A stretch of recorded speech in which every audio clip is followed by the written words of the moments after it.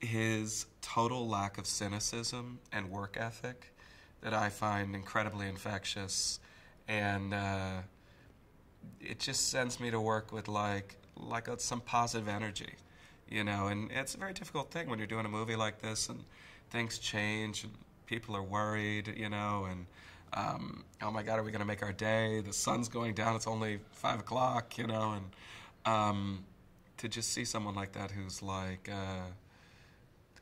stays focused. He just doesn't have like a flip out mode, you know, and I do. So if the leader, you know, which he is on the film, has that attitude, I think it's incredibly helpful.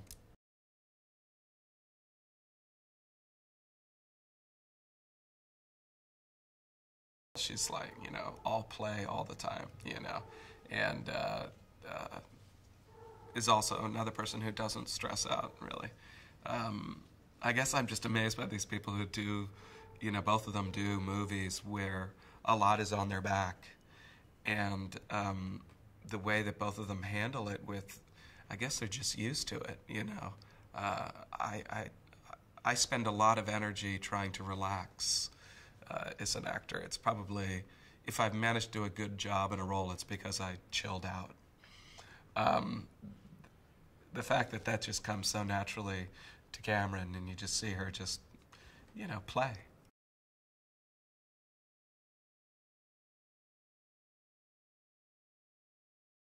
The main thing we said to each other before we started, the first time we met to talk about it, one thing I told him is that I was inspired by Pepe Le Pew for my character, that he had that ease, and that he just kept going, and that it was just constant, and everyone else could scramble, but I would always just stay in my own mode, convinced of what I was convinced of, that that cat was a skunk.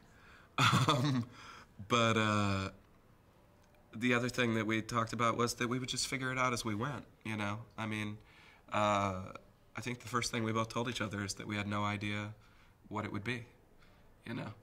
And I think that I've trusted him a certain amount, and he's trusted me a certain amount to come up with it as we went along, and to just go, he's making a choice. You know, sometimes I just think he seems to know something. He wants me to do that. Okay.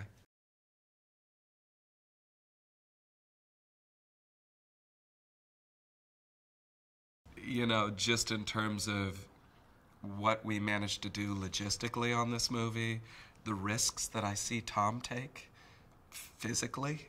I mean, you know, I know they don't seem like risks to him because it's part of his training. But, I mean, I'm sure some paparazzi has managed to grab a little bit of it, and it's on YouTube, and if anyone were to click on that, they would go, wow.